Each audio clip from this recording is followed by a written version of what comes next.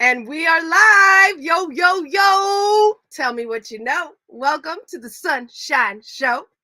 Woo! Today, I have such a special treat for you. No matter where in the world you may roam, because that's right, ladies and gentlemen, the Sunshine Show is worldwide. We have two very amazing bassists in the building. The one and only, the most amazing, the most fabulous, the most phenomenal, the most Bowies. That's right, not one, but two, the most Bowies of them all. I have Michael Manring and Zander Zon in the house.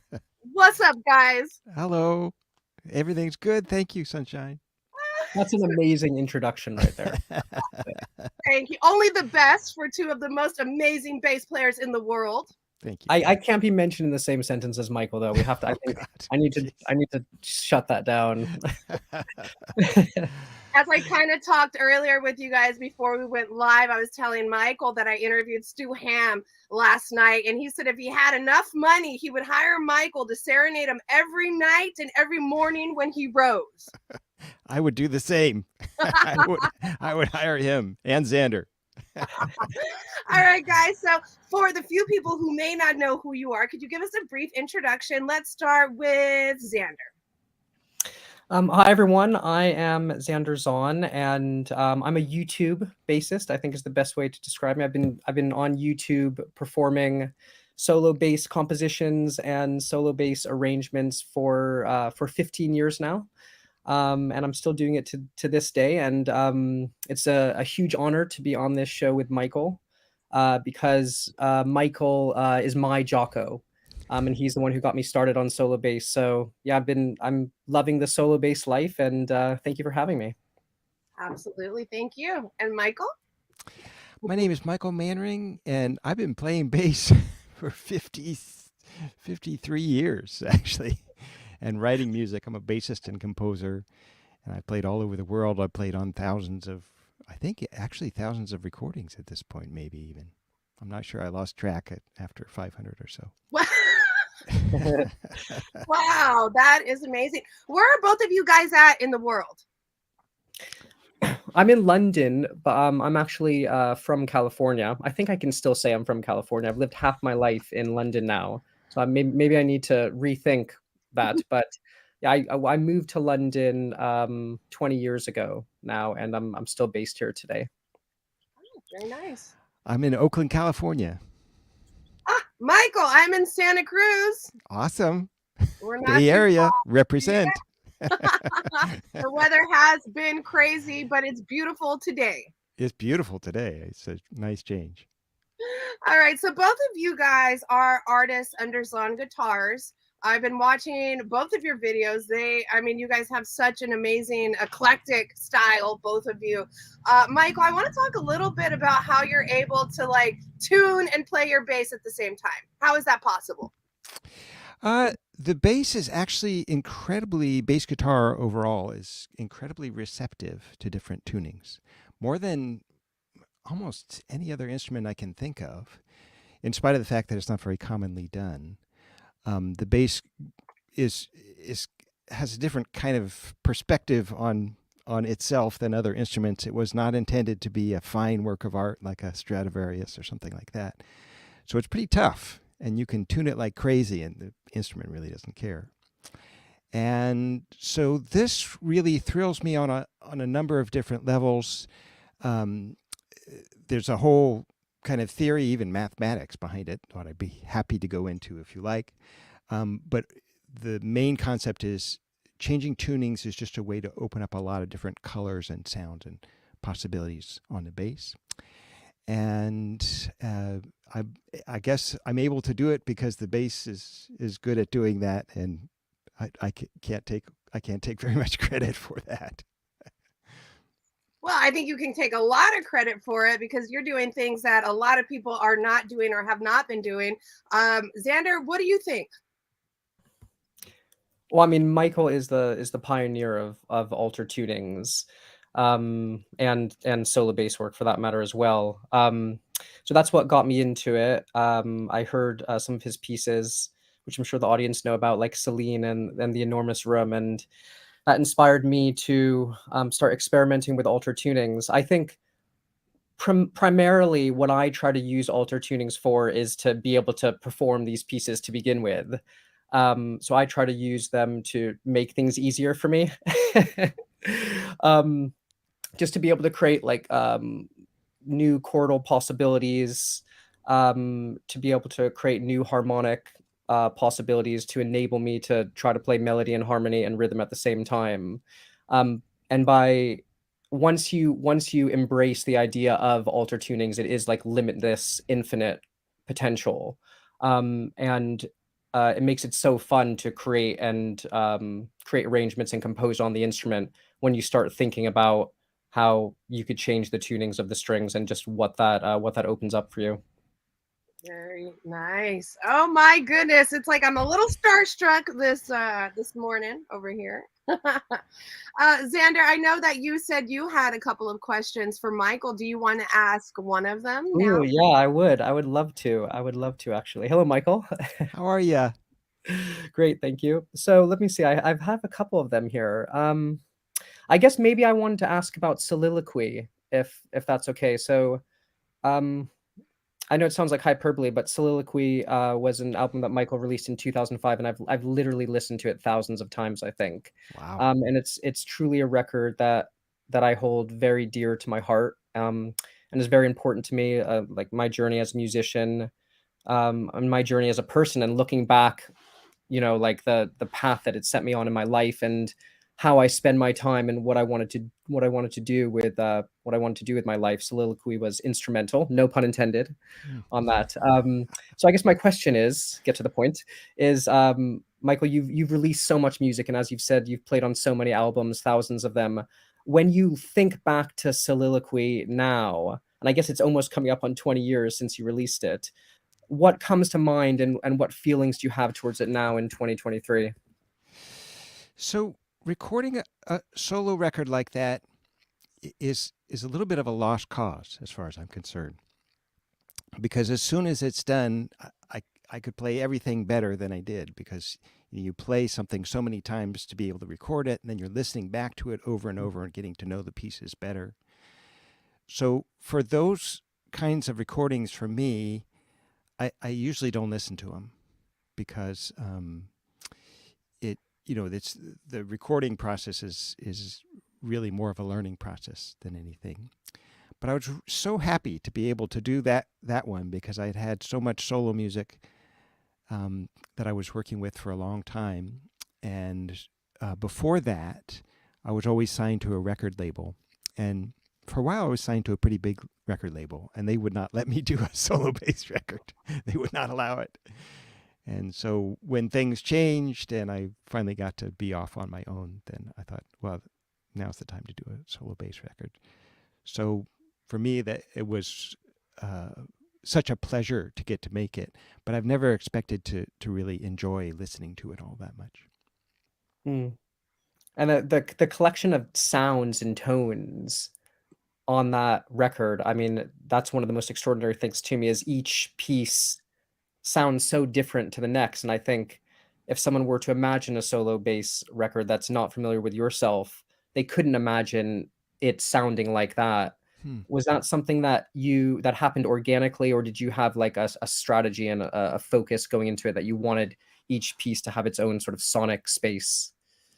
Oh, that's a great question. The latter, certainly. I've always just loved the sound of the bass, or maybe more accurately, I should say the sounds of the bass, because it's an Mm. instrument with incredible sonic and timbral range. And people always told me I always wanted to play the instrument solo, and have just played little solos on my own. And people told me for years that no one would ever want to listen to that. And when I asked them why, they would say, "Well, it would just be do do do do do do do all night long." And so I Yeah. always kind of, in fact, when I wanted to make a solo record back in the days, they were concerned about that too. Um, so that was always kind of in the back of my mind that people felt the instrument was very kind of monochromatic. It was Mm. not the way I feel about it at all. So yes, one of the goals has always been to explore the sonic and expressive range of the instrument. But I would have done that regardless of what anybody had told me anyway. But yeah, you're absolutely right about that. Mm. Wow, you guys are talking, it's a lot to take in here, guys. Sorry about that. No, you guys are good. We have Adam Phillips, Adam Phillips of Bass Players United, who actually got us here together in this chat. And thank you so much, Adam. Let's see. He says, Michael, I watched an interview once where you said something along the lines, it's interesting when you have a date and the girl asks you what you do. You said I spent a lot of time tuning a bass guitar. We obviously understand how talented you are, but I had a good chuckle. I was wondering if both of you could tell me how you see how bass has evolved, as you both have taken blindfolds off many times and done great things with the bass guitar and music. Oh, thank you, Adam. That's very, very kind of you to say.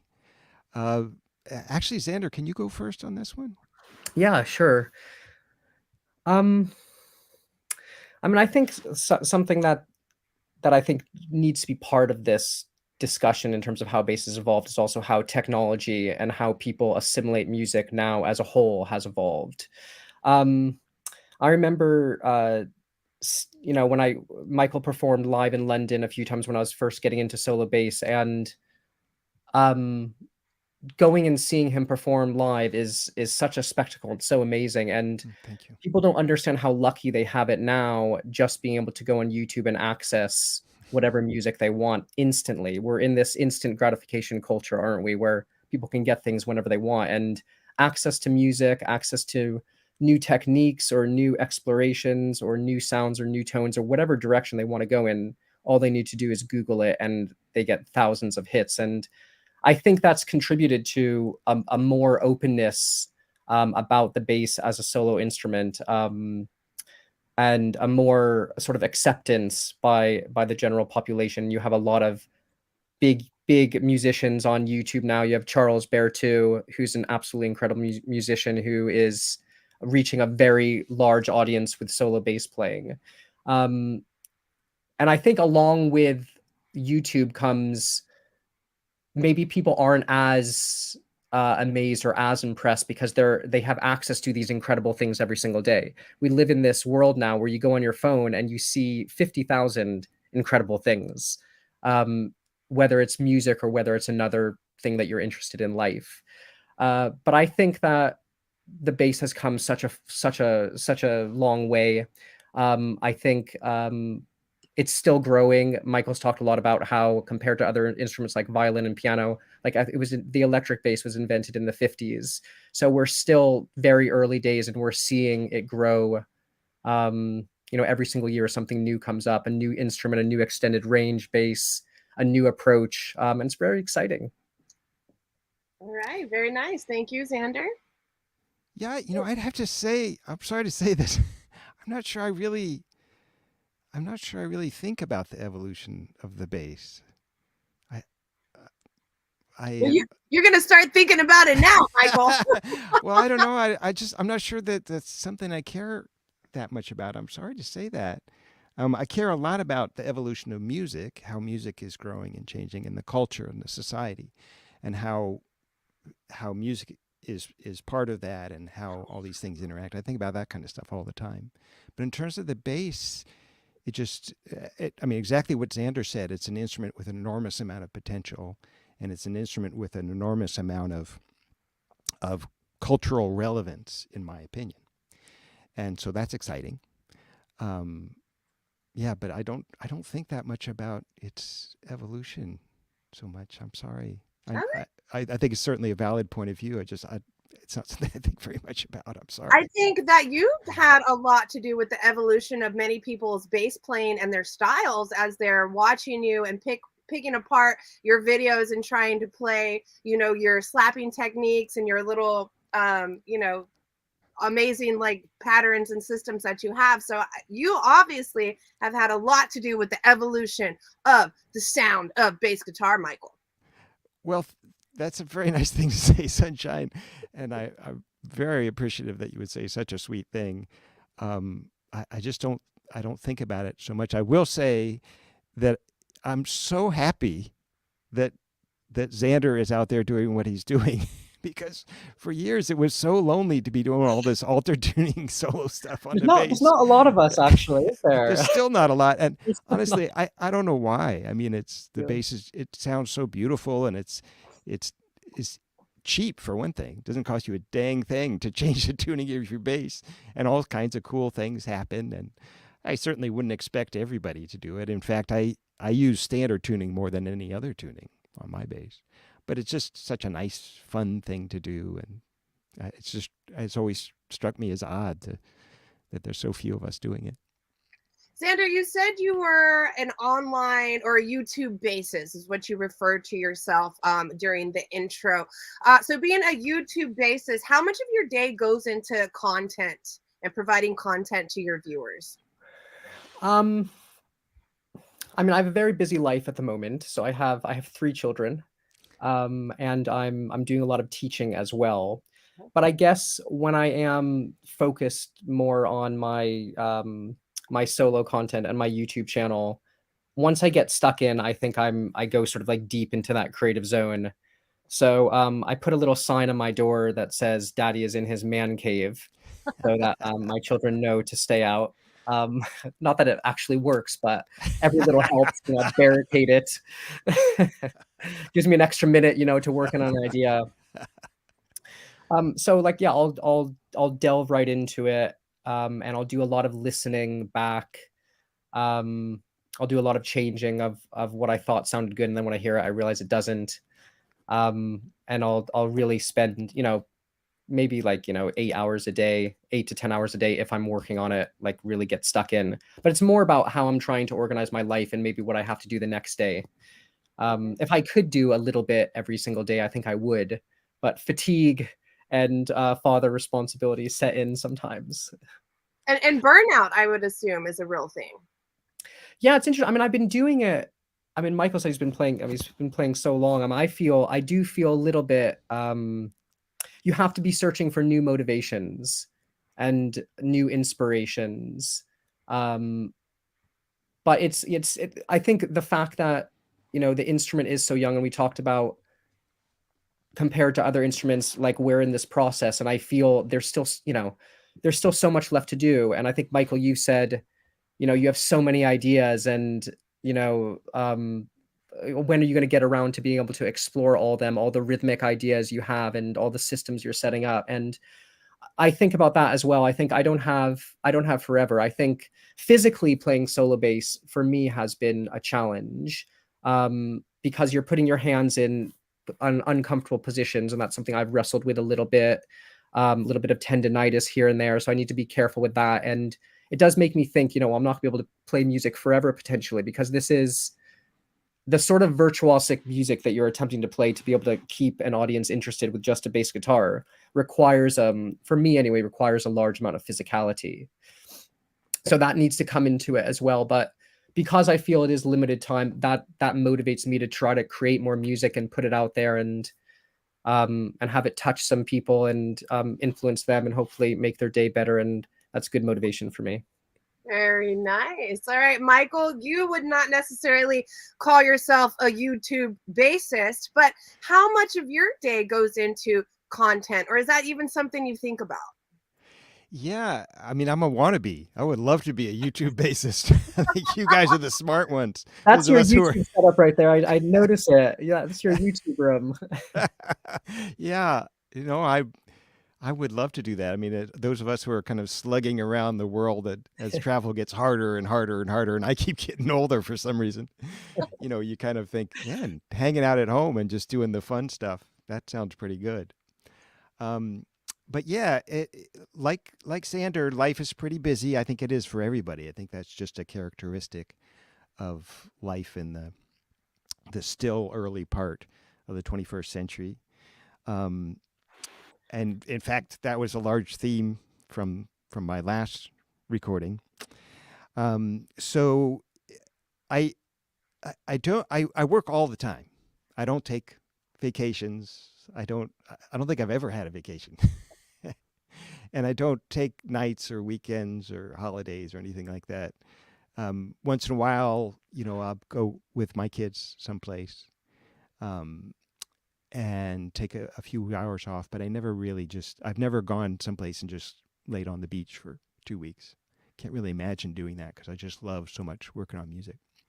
But it's everything. There's a lot of time spent dealing with travel. That's a ton of time spent dealing with that, and just all the minutia that goes into music stuff.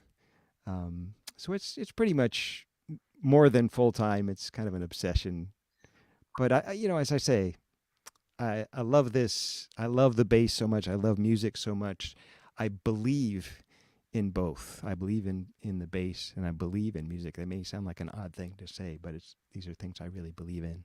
So it's an honor, really, to just be able to immerse my life so much in music, even when it's the tangential aspects of music.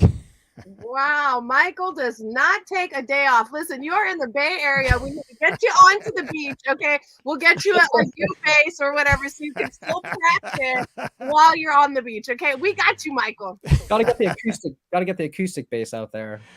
I suppose. I mean, I really, I'm sorry, but that doesn't sound like fun to me. I mean,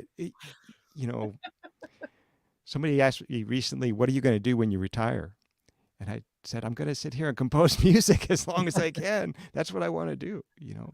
I've been all over the world doing music, and I've so valued that experience, and I've met so many thousands and thousands of people and done things. I could tell you stories that you wouldn't believe, I'm sure. I wouldn't expect you to, but they're actually true. And that's been amazing, and it's enriched my musical experience. But really, the thrill for me is just making the music, composing and playing. Very, very nice. All right, we have another question from Adam Phillips. He says, let's see, Michael, I was curious about your time playing with Michael Hedges. I wanted to hear more about that in detail, of what that was like, and how did you see him progress as a musician? You also played with Eric Manring later. Eric stated he was heavily influenced by Michael Hedges. What was that like? Right. So Michael Hedges was an amazing musician who really revolutionized the acoustic guitar. It's rare that I see somebody playing acoustic guitar these days that isn't using a lot of stuff that Michael invented. I mean, he was really very, very influential. And I think almost all acoustic guitar players will agree with that. In fact, I don't know that I've run into any that wouldn't agree with that. So I met Michael Hedges when I was 19, and he was 6 years older than me, I think. And we really hit it off. We realized we really thought about music in very similar ways. And we just struck up a really close friendship. And he was really my best friend. And he did progress a lot. When I met him, he had a great musical skills. He had great musical sensibilities and extraordinary musicality, but he didn't have a whole lot of chops, really. So he had music knowledge chops, music understanding chops, and enormous creativity chops, but not like the guys that we hung out with. Everybody wanted to play like Pat Martino, and Michael couldn't play like Pat Martino. So he turned that into an advantage and went a different direction and invented all this other language for the instrument. And when I met him, he was an enormously creative guy, but he was mostly like copying Neil Young, and which he could do perfectly. And that's how he made his money, and the Beatles. And also he was copying some of the steel string guitarists that were around, but he was also composing a lot of very advanced music for chamber ensembles and for electronic music that was, academic electronic music at that time, and wanted to put all this together, and did put it all together in this amazing compositional style on the acoustic guitar. And it was just a pleasure to be there with him as he went through this process. He became quite well known, actually. There were times when we would play concerts, just him and me. We'd play for 6,000 people. So he became quite popular, and he went through an enormous personal story in his life as well. That's really quite amazing.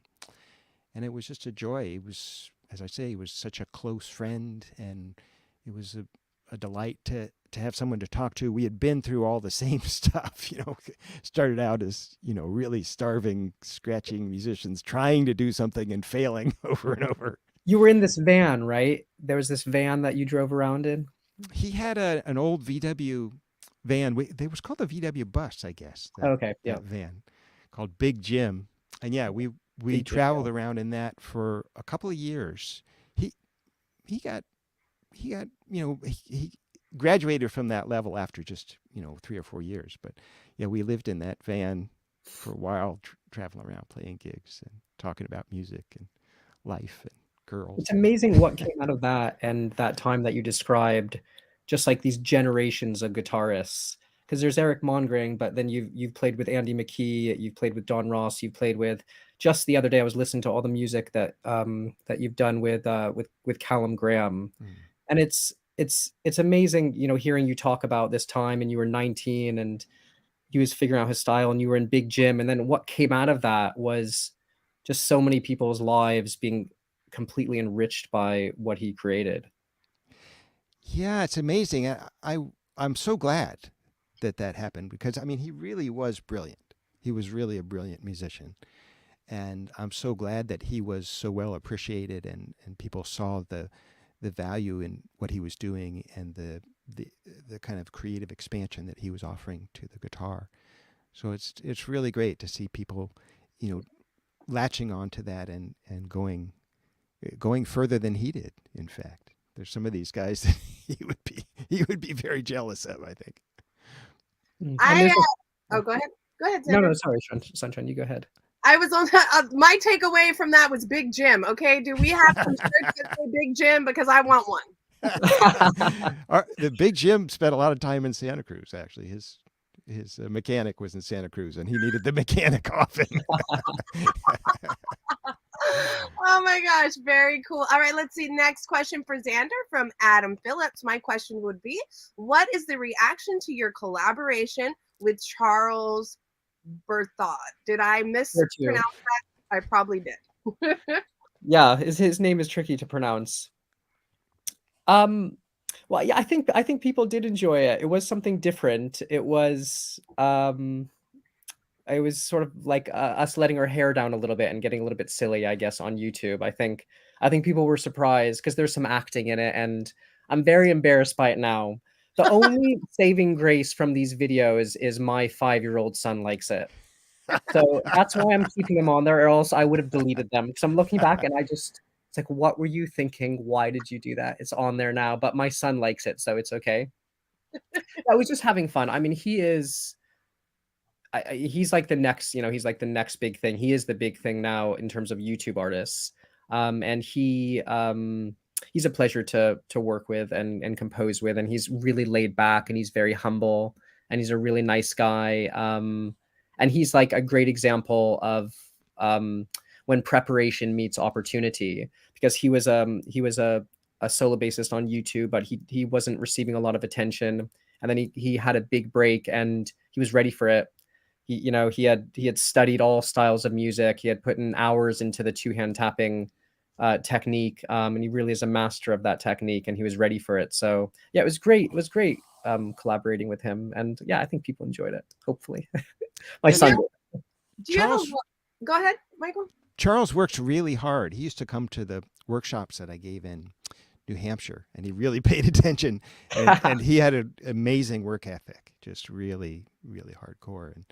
And you could see that, he was really going to accomplish things, because he would not take no for an answer. Was that Jim Stinnett's workshops? Yeah. We used to do those all the time. Sometimes 2 or 3 a year we would do.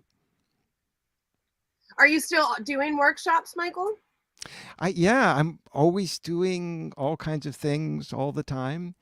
And Jim passed away, unfortunately, a couple of years ago. So those workshops aren't happening anymore. But, I love to hang out with other bass players and talk about bass. Yeah, absolutely. You guys, we are live with Michael Manring and Zander Zon here on Bass Players United. If you guys have any questions, comments, suggestions, drop them there in the chat. We're going to start wrapping this up in about 10 minutes. So this is your chance to ask a question if you have them. Let's see, next question.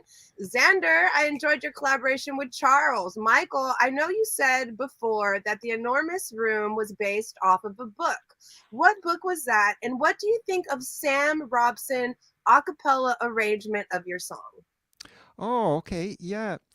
Enormous Room isn't really based off the book. It's based on some other musical concepts. I actually called it that. I didn't think I'd ever have to explain it, actually, what it was all about, because I didn't think I would play it live.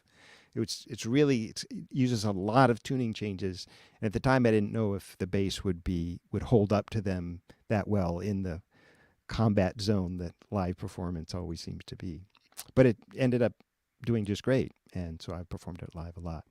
So I named it after a book by E.E. Cummings, the great American poet, who his first book was not poetry, it was prose about his experiences in World War One. And I kind of called it that because I finished the composition in a great big hotel room in Bethlehem, Pennsylvania.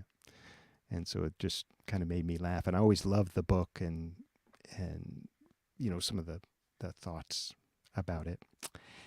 And I'm sorry, the other question was? What do you think of Sam Robson's Right. a cappella arrangement of your song? I mean, it's amazing. First of all, I can't believe anybody would take the time to do that, because you have to sing each note one at a time and put it all together. So I'm very appreciative that he did that. Other people have played me their versions of it. I have to admit, I really mean for it to be just played on the hyperbass. For me, it doesn't work as a piece of music. I mean, it functions as a piece of music outside the hyperbass, but the whole kind of raison d'être for it is that it's about what happens when these tunings are moving this way, and what happens with the resonances between the strings, and that's really what the piece is about. So it's always flattering when somebody else wants to do it or they like hearing it. But for me, that's the real nature of the piece is that it kind of needs to be a hyperbass piece. Okay, and you brought up hyperbass, and I actually have a question about your hyperbass. Can you tell us a little bit more about this bass? I can. It's right over here, and it's an instrument that Joe Zon and I designed together in 1989 and 1990. And Joe said, what do you want in a bass? Tell me what you want in a bass. And I said, are you sure you're ready to hear this? And I described all this kooky stuff. And he said, oh, yeah, we could do that, which I think he probably regretted shortly after saying that. But so there's a bunch of weird things that it does.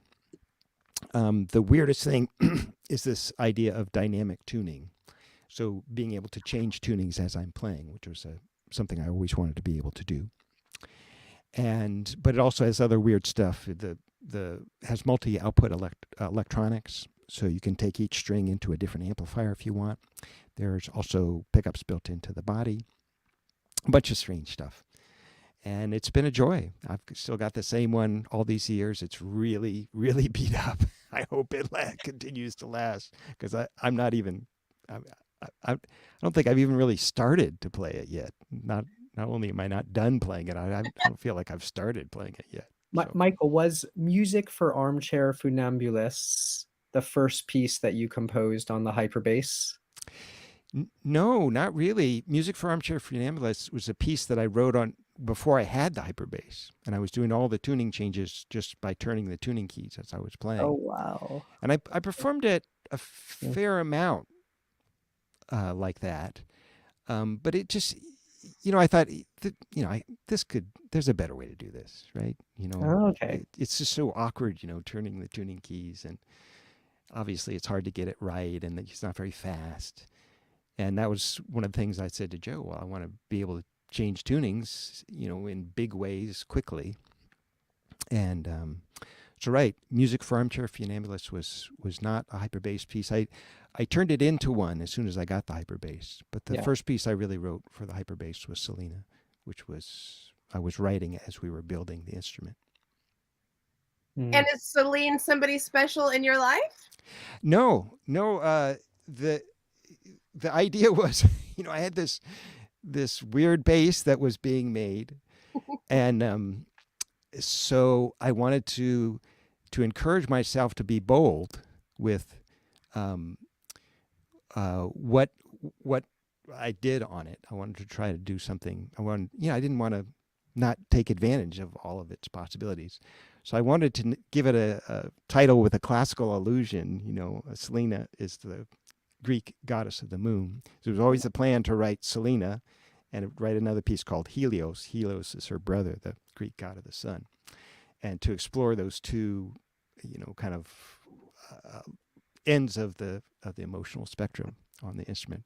But it really was, it just came from, wanting it to have that, giving it kind of a highfalutin name so that I'd have to try to live up to that in the composition and performance. I don't think I ever have, but that was the idea, is just, really exploring this idea. There's a wonderful poem by Keats, Endymion, where he falls in love with Selena, the goddess of the moon, and he has himself put in a permanent state of sleep so he can always be with her, and she shines her light on him and so loves it. It was beautiful. That's a good thing to say on that first date, instead of that you're a solo bassist.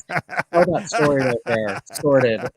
I was going to say that I think, bizarre compliment to you, Michael, but that low F, I think it is, on Helios is the single greatest note ever played on a bass guitar. Oh my God. Just like one single note, that first, when you just smash that, do you down tune to F for that one? Yeah, that's F, and I go below that sometimes too. E flat is pretty common tuning for that string too. Yeah. This is one of the really amazing things about the bass. You couldn't do that on most acoustic instruments before the advent of electronics, because the tension of the instrument is the amplifier. That's the energy that amplifies the sound, and so all acoustic instruments are basically designed to be very high tension. Electric bass, that was never an issue, so you can tune it, with no tension if you want, and get this huge floppy, dangerous sound. Yeah, it is dangerous. Yeah. Who would have known that a note on bass guitar could be dangerous? Listen to Helios and you'll see what Michael's talking about. This is one of the things that fascinates me is, and I guess I don't think a lot about the evolution of the bass, but I think a lot about, what does it mean when a string is tuned really high? What does that mean? What are the, emotional and other resonances of that, and when it's tuned really low? And it's huge. It's a huge difference. If I tune a different string to that same note, it doesn't sound the same to me. It doesn't have the same emotional impact on me. So we got a question from Dimitri. Thank you, Dimitri, for hanging out with us. He wants to know, what is your favorite key to play in, guys? Do you have a favorite key? Go ahead, Michael, you go. So, no, I don't have a favorite key to play in. I'm not really very interested in keys. I'm interested in relationships, in harmonic relationships in music. Whether, it's B flat or A or D, that it matters a little, but not very much. I'm just much more interested in whether this like a 5-4, the relationship between these two notes is 5-4. That's a major third. That's a just tuned major third. It's a beautiful sound. So that interests me a lot. Which 5-4 it is, doesn't matter so much. All right. Yeah, thank you for the question, Dimitri. I think I would agree. Because I'm playing solo most of the time, the exact notes don't matter as much as the intervals between the strings. So whether I think about E, A, D, G very similarly to how I think about B, E, A, D, because they're both are in standard fourths. So I would just think one is higher pitched, but I don't think about like the particular feeling that playing in the key of E or playing in the key of B elicits. It's more about the relationship between the different strings and then what possibilities can be exploited through those different intervals and relationships. When you Like go if to I had music, perfect pitch, I'd probably think about it differently. But if someone yeah. played a note for me, I wouldn't. I had to look up that that note was an F for Helios. Didn't know. Oh, that F really sounds good. Just it was about the resonance and the sound and the tonalities more so than the specific note, I think. Yeah, when you go to music school and when you become a professional musician, you really have to play in every key.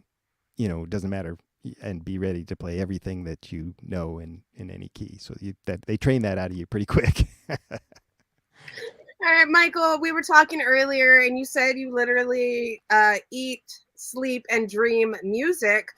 So, is there anything else that, like, do you have any hobbies? Or, I mean, I don't think you do, but maybe you might. I do. I have a whole bunch of hobbies. I'm not very good at any of them, but to me, it's all connected. To me, music is connected to everything. Actually, I mean, it's a very long talk to go through that, but everything is connected. But I'm really into yoga. I do yoga every day. I do meditation. I like cooking. I'm into literature and painting and poetry, all the other arts. I'm fascinated by science of all kinds, and there's a ton of stuff that I'm interested in. I'm always reading about 17 books at once. Oh, nice. Do you have any book recommendations? Depends what you're interested in, I think.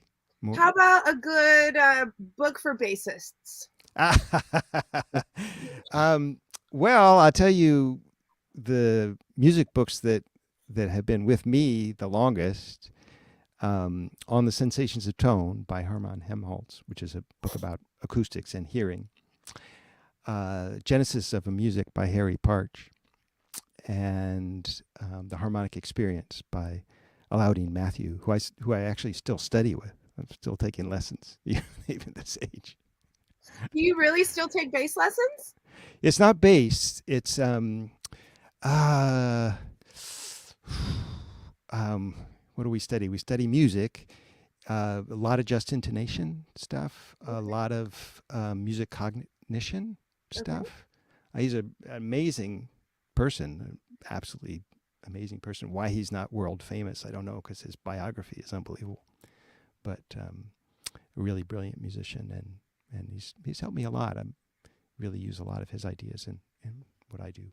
Nice. Xander, what are you doing outside of music and raising your beautiful family?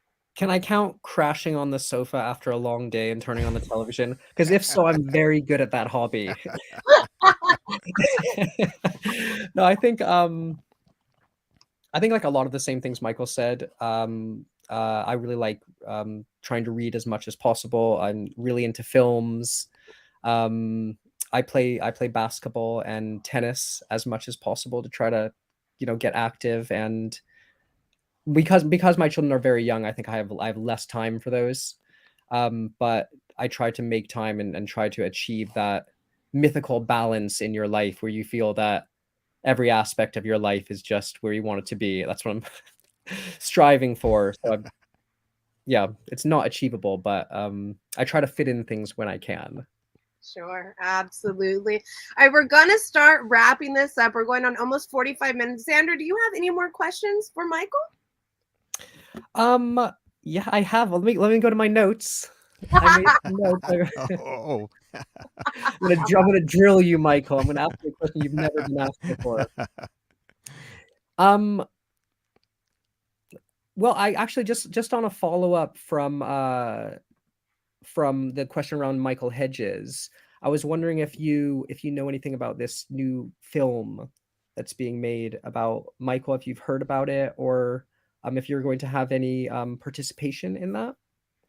I do. I'm very involved in the film. It's being made by his brother and his son, both of whom I've known forever.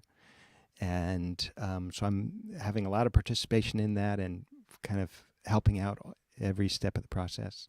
There's also an amazing biography that's being written about Michael, absolutely incredible, that I've been helping out with a lot, actually.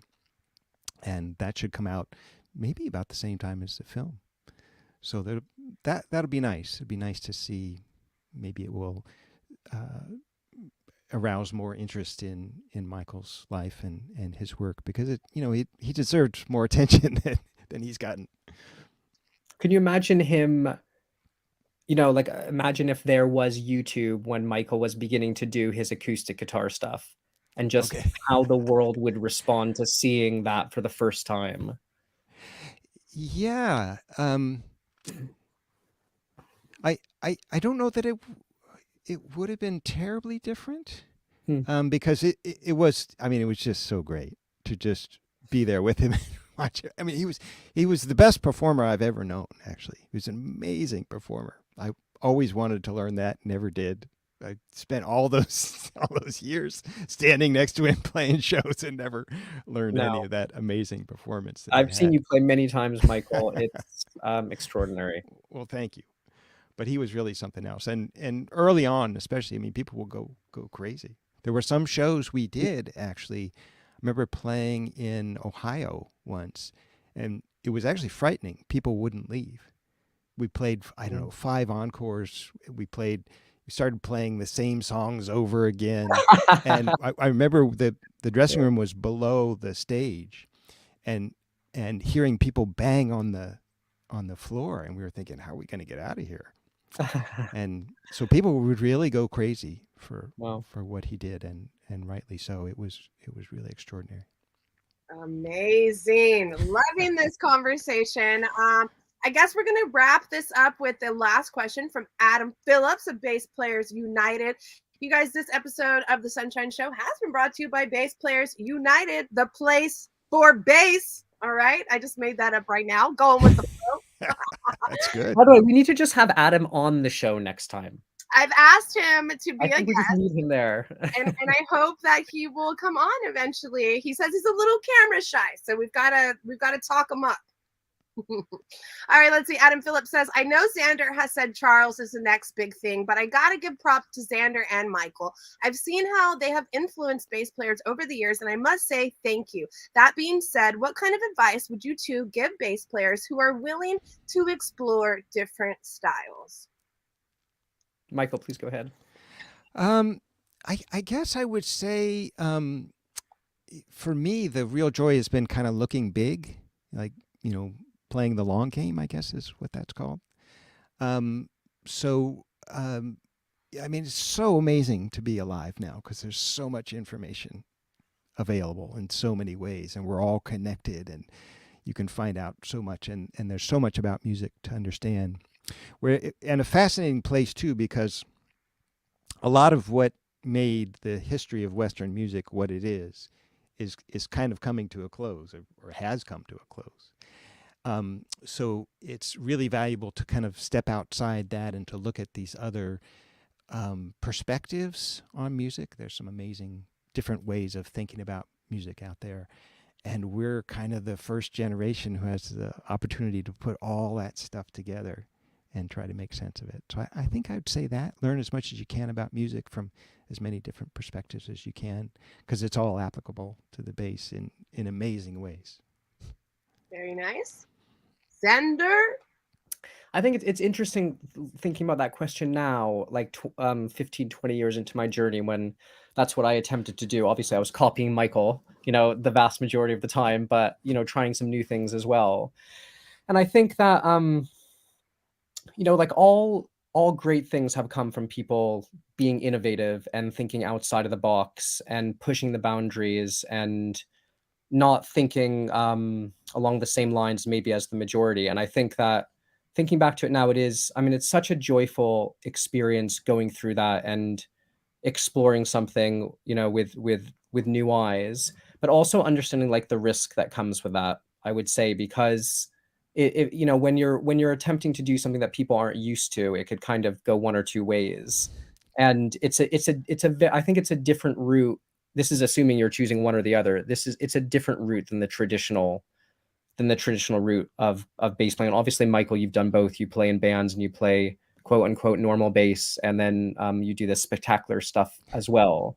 But Thank you know, when I go to shows sometimes and I see the bass player and I see how they're playing, and I think I could completely understand why some bassists might see me play and think that's not bass, because what that bass player is doing on stage so fantastically, keeping time, keeping rhythm, it's just so different from if you're doing something completely out there. So I think just recognizing that, you know, recognizing that if you feel compelled to do it, but um understand that, yeah, there's a risk to, I think there's a risk to doing that as well. I'm not sure how well I put that across, but I think when you do something new, you know, you do have to have like a certain amount of courage and boldness within you, because the outcome is unknown.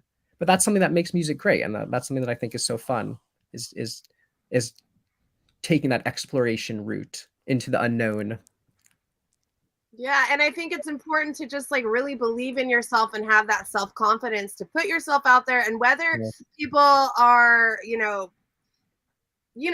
today it's like we're looking for the likes. We want this instant gratification, kind of like you were saying. And Yeah. sometimes it's just good to put yourself out there, whether people like it or not. If you believe in yourself enough, then put it out there. Like, it doesn't matter. You're not doing it for other people. I feel like you're doing it for yourself, and I think that is very important. And everybody out there, don't ever Yeah. forget that. All right, Well let's put. Well put. Thank you. Thank you. One last question, and we're gonna get out of here. I think this is an interesting question from Gabriel Walker. Hey, Michael, do you like Dream Theater music or metal music? I love metal. I absolutely love metal music. I, I I I don't think there's a genre of music that I don't like some of, and I have my favorites, and some stuff I like more than others. But I'm just interested. I just love music, and it seems to me like there's great music in all genres, and I guess I'm not very interested in genres either, because my No. listening will go from I'll listen to Meshuggah, and then after that I'll listen to you know Brian Fairney Howe, which those kind of go together, and then I'll listen to Suzanne Vega, and then I'll listen to Sly and the Family Stone, and so that the genres don't mean that much to me. It's more the structure of the music and the way it's functioning within the human experience. Very nice. So this is what I take away from this. Big Jim. We don't care about genre. We don't care about key. All right. And Right. Yeah, there's other things to care about. So the things that we really want to care about. Oh, Michael, did we lose Sunshine? Oh, I think we have. Either that or she's very good at holding that pose. And she's doing a good job of tricking us right now. Right. Or maybe that's her way of cutting us off. Maybe it is, yeah. Well, I mean, I'll step in for Sunshine to say, Michael, thank you so much for allowing me to come alongside with you for this conversation, and it's been a real honor. And thank you for everything you've done for the bass world and beyond. I was going to say the same for you. Thank you so much for what you're doing, and thank you so much for doing this with me, so I don't have to sit here all by myself. Yeah. And thank you so much for your passion in the instrument, and your dedication to it. I mean, it's really, I not being facetious. It's a really weird feeling when you're doing something all alone and other people kind of are. It's like you're the only one at the party enjoying the guacamole. You feel like, is this wrong somehow? Yeah. So one quick story about Michael, Sunshine, if we have a moment. oh, The yeah, first time I met Michael in person, there was I forgot where it was now. It was in England, but it might have been in Devon. But there was a bass guitar show, and Joe Zon asked me to come along and play. And Michael's my hero, and I was like, it was like a basketball player meeting Michael Jordan. I was just starstruck. And I'm playing my my little solo bass pieces, and Michael's doing his thing, and just absolutely incredible. And I was just so wide-eyed the whole time when I was there with him. And then right before I was playing one of my tunes, and right before it was a weekend, right before the weekend came to an end, Michael came down and he sat in front of me when I was playing one of the first solo pieces I wrote called Epic Love. I remember he sat in front of me just on the floor, just cross-legged, just watching me play. And it was what I was playing is nothing Michael hasn't seen before, and he invented it. But it was just such a special moment for me. And I was thinking about what Michael was saying about evolution, and you were saying about that stuff doesn't matter, and I was thinking that really that stuff doesn't matter to me either when I think about Michael, like because obviously he played a huge part in the evolution, but what I think about is how Michael made me feel with his music, and with how he conducted himself, and how he acted towards his listeners, and just filling them with that wonder, that joy, that beauty, that energy, that creativity, and something that I'll always be so immensely appreciative for, Michael. So thank you. Oh, that's so nice. Thank you so much. Really, I mean, it was just freaking beautiful. I just wanted to hear what you're doing because it was so beautiful. But thank you so much. It was very kind of you to say. Oh, I love this story so much. And I've had such a good time hanging out with you two this afternoon. Is there anything else we want to talk about before we get out of here?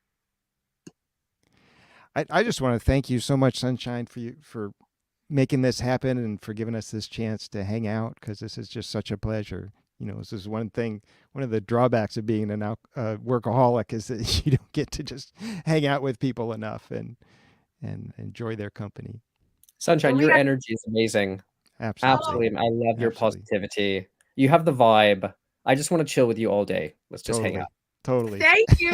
We definitely need to do this again. I would love to have you guys back on the show. We should do another Q&A in a couple of months and get caught up and see where you guys are at and see if Michael has made it to the beach yet. I'd be delighted, but I'll bet you I won't have made it to the beach. All right, guys, we're going to get out of here. Remember, until next time, be kind to the people around you. You never know the battles they're facing. Try to keep a smile on your face and be safe out there. It's a dangerous world. Also, this episode has been brought to you by Bass Players United. Make sure to go follow Michael, Manring, and Zander Zon on all the streaming platforms. These guys are doing amazing things, and you guys need to be listening to everything that they're dropping.